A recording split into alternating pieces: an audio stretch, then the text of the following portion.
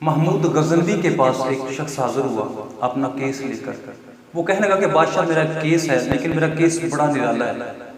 تو بادشاہ نے کہا کہ کیا تیرا کیس ہے؟ اس نے کہا کہ بادشاہ میں کہیں دور دراز سفر پہ جا رہا تھا تو جانے سے پہلے میں نے میرے پاس ایک تھیلی تھی ہیروں سے بھری ہوئی. تو میں نے سوچا کہ راستے میں کوئی چور مجھ سے چرا نہ لے، کیوں نہ کہ میں کسی ایماندار آدمی کو دے دوں. وہ کہتے ہیں کہ فلاں علاقے کے جو قاضی صاحب ہیں وہ میں نے ان کو دے دوں بطور امانت، اور میں نے کہا کہ جب میں واپس آؤں گا تو میں آپ سے لے لوں گا. تو وہ کہتے ہیں کہ میں چلا گیا، جب میں واپس آیا میں نے قاضی صاحب سے تھیلی لی. وہ کہتے ہیں جب میں نے اس کو کھولا نا تو اس میں ہیروں کی بجائے کھوٹے سکے نکلے. تو میں نے قاضی صاحب کو کہا کہ قاضی صاحب یہ میں نے اس میں ہیرے رکھے تھے اور اب ہیروں کی جگہ پہ اس میں کھوٹے سکے ہیں. تو اس نے کہا کہ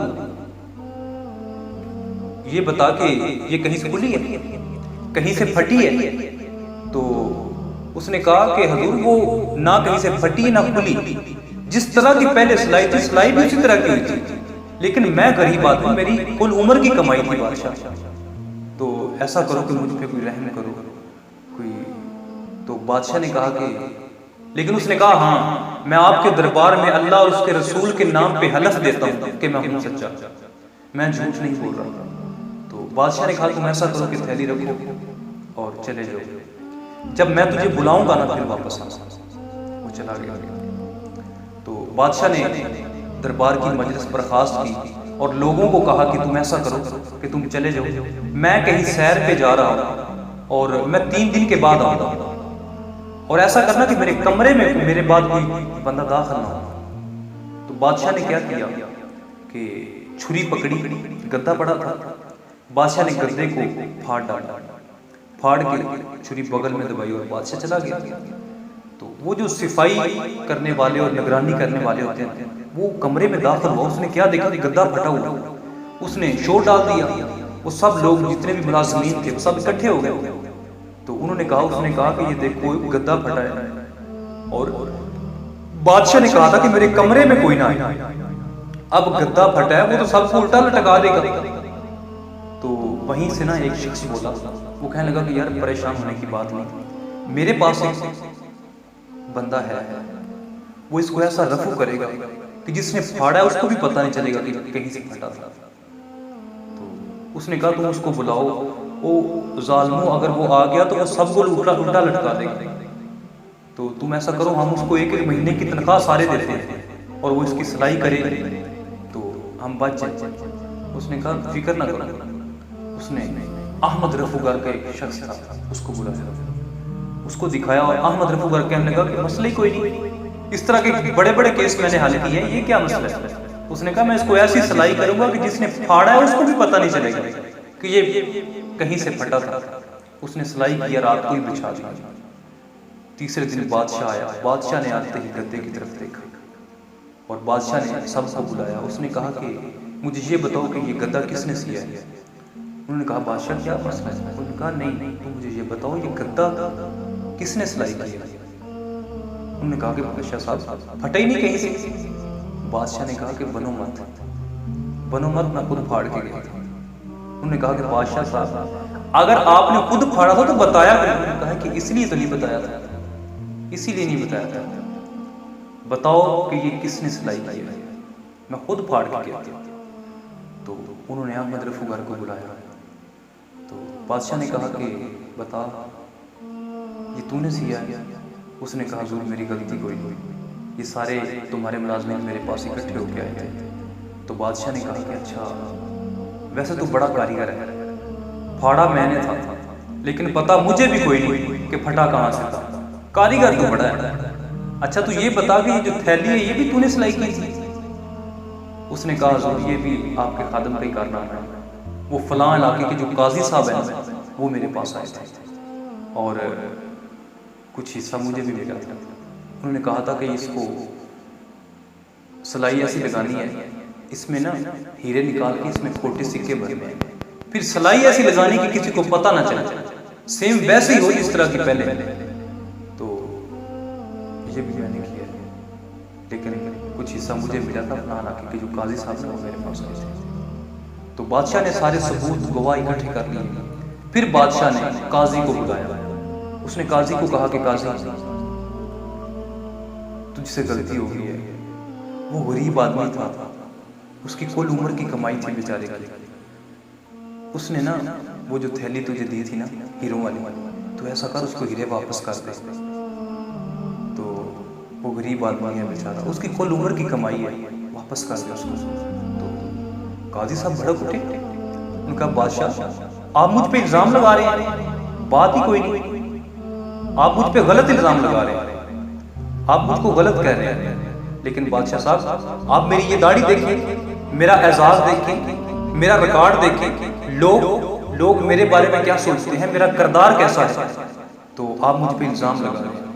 بادشاہ نے کہا کہ بندوں سے غلطی ہو جاتی ہے, کوئی بات نہیں, تجھ سے غلطی ہو گئی ہے, تو ایسا کر, وہ غریب آدمی ہے, اس بیچارے کی کل عمر کی کمائی لٹ گئی, لیکن تو اس بیچارے کو واپس کر دے. اس نے کہا نہ مانا.